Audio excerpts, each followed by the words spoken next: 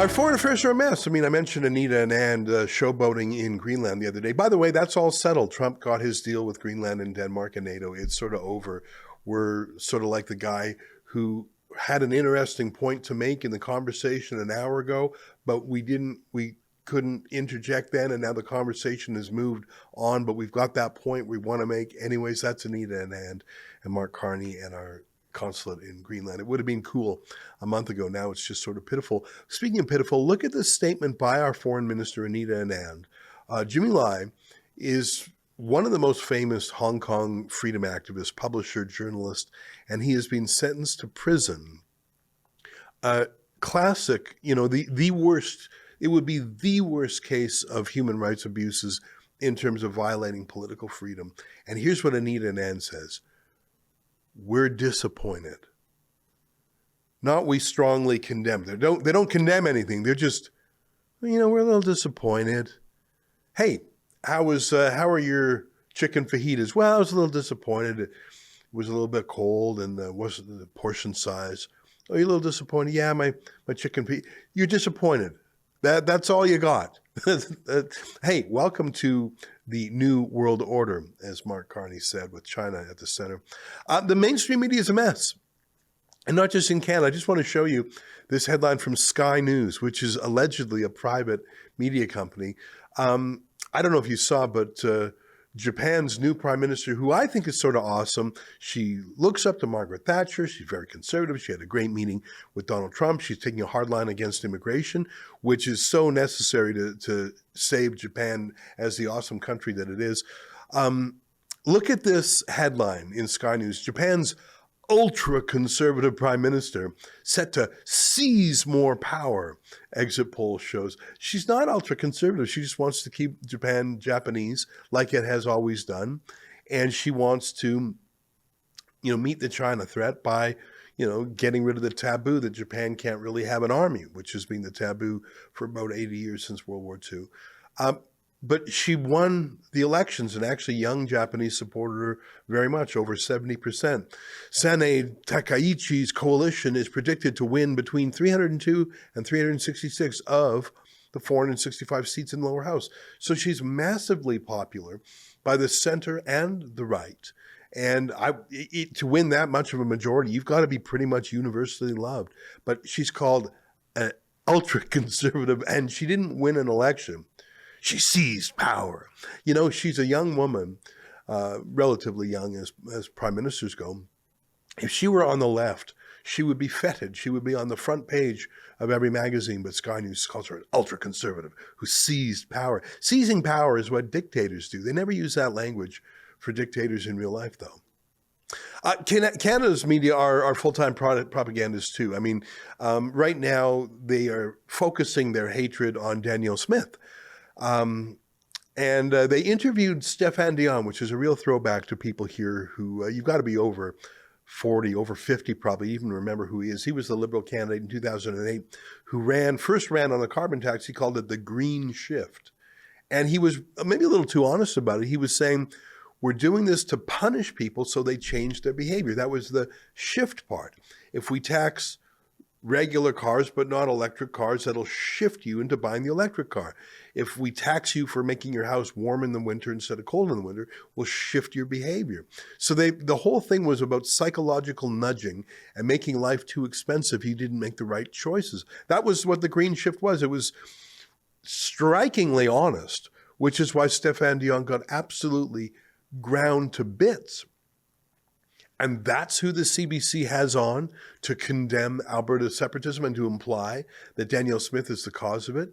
This is the guy who tried to teach Canadians to hate oil and gas and that he was going to bully you into stop using it. And he thinks that Danielle Smith is the cause of Western separatist sentiment. Take a look. Put your country before your party, please. That would be my reaction. I have no patience for separatist blackmail. It's a mess. And she needs to clarify what that means for Albertans and Canadians, the situation she has created herself.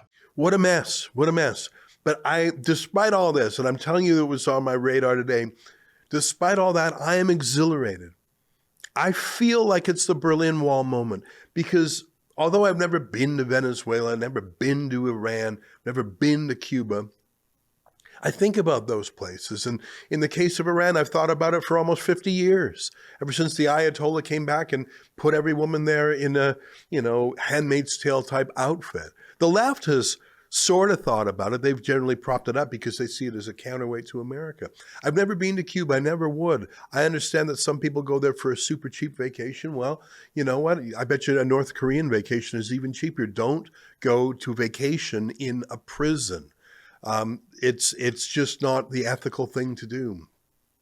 But I'm exhilarated about what's happening because I think we have a Berlin Wall moment all across the Americas and now in Iran too. I mean, I just can't get over what happened early in the new year in Venezuela. A 2-hour operation to arrest Nicolas Maduro has had a domino effect without costing a single American life. And by the way, in terms of money, real wars and invasions typically cost billions, maybe even trillions. I'm not saying the operation to get Maduro was cheap. It was probably tens of millions of dollars or even more. But there's no mass force. There's no GIs occupying like they tried to do in Afghanistan and Iraq. Afghanistan and Iraq fell very quickly. No surprise. The West has modern weapons and well-trained soldiers. But try holding Iraq and Afghanistan. That's the novelty in what's happened in Venezuela, is that Trump has basically dragooned and deputized Maduro's henchmen and said, if you don't want to be arrested or killed, you will rule Venezuela, but with our goals. Economic security, stopping the drugs, economic freedom, and stop with your political repression. I mean, he has basically seized, it's like in a mafia gang war, knocking out the head of another family and saying, you work for me now. I mean, if you're going to try and out-gangster Trump, he'll out-gangster you. In his case, with aircraft carriers and modern weapons. I think what's going on in Venezuela is incredible. It's incredible. He is freeing the country. There's this very unusual looking building in the heart of Caracas. I think it was originally designed to be a shopping center. I mean, trying to pronounce it helicoid or something. It's like a helix, or I think that's the root of the word. It's this strange looking building that was never actually a shopping center. It was where the secret police are. And it was the torture chambers. And it's this iconic building in the heart of Caracas. Imagine having a building, a very unique looking building in your capital city. That's the torture chamber. And everybody knew it. I mean, New York City, you've got, Statue of Liberty, you've got, you had the World Trade Center, and now you have the Freedom Tower. Imagine one of the best known edifices in your city is the torture chambers.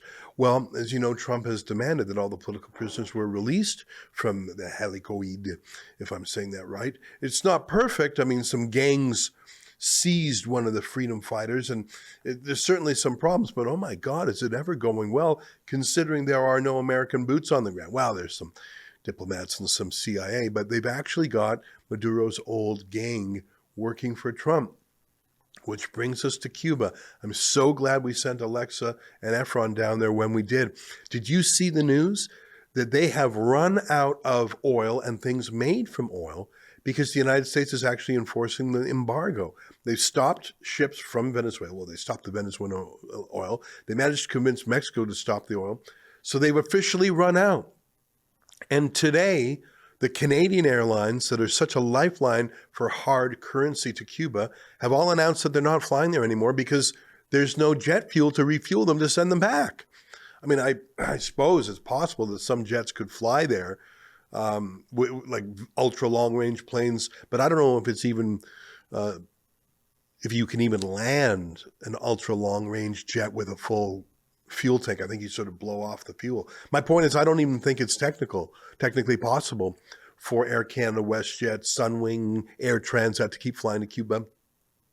They basically grounded all what's a non-essential journey. I mean, the whole country is cut off. I suppose you could still get there by sailboat. Last I heard, there was about 6,000 Canadians stranded in Cuba, and I don't know how they're getting home, if at all. I mean, if you're still in Cuba now, first of all, You were obviously ignoring the warnings, not just the warnings in the news, but the warnings that get out of Cuba. It's very dangerous. Things are touch and go. And many people did follow the warnings. So hotels were largely empty. I understand that they are now consolidating where these guests are and putting them in one or two hotels because, by the way, a lot of the staff can't get to the hotels because they would get there by car, bus, or truck. So it's an absolute disaster. And you know what? I don't feel that bad for the Canadians trapped over there. Like I say, they were vacationing on a prison island. And, you know, I just been watching these videos on TikTok of the meager food served in these resorts. And however meager it is, that is fine dining. That is eating like a king compared to how ordinary Cubans must live. So it's sort of amazing. There is some humanitarian aid getting in. I saw Mexico sent some. It's going to be stolen by the regime, just like when aid went into Gaza. It was stolen by Hamas. It didn't go to ordinary people. When this aid goes into Cuba, it's going to be stolen by the regime and the people who support the regime, the police, other officials. It's not going to go to ordinary people. Canada has propped up Cuba for decades, not just morally and politically and diplomatically, but these endless flights. And I got to tell you, I'm glad they're over. I look forward to them resuming when Cuba is free, don't you? So Venezuela, a huge win. I got to say, I think Cuba could be free within a week. Within a week. They're out of oil and gas. Their government is telling them to farm, to eat things that are local. I mean, it's really sent them back a century. It has set communism has set Cuba back a century. And of course, Iran could be next. There is a massive U.S. force in the region. Hundreds of flights from those enormous C-17 and C-5 transport jets. Who knows what they're bringing over there? Men, material, equipment, I don't know. But fighters and bombers are being relocated into the region, a lot of anti-missiles. I mean, I suppose it's possible that a deal can still be made, but I don't think so. I think that the die is cast. They're just waiting for the right timing. I actually thought they might launch the invasion during the Super Bowl. I think Venezuela is an amazing experiment in regime change without occupying the country underneath. I think Cuba will be even easier. There is zero support in the country for the regime outside of the regime itself, and there is enormous support for change in Florida.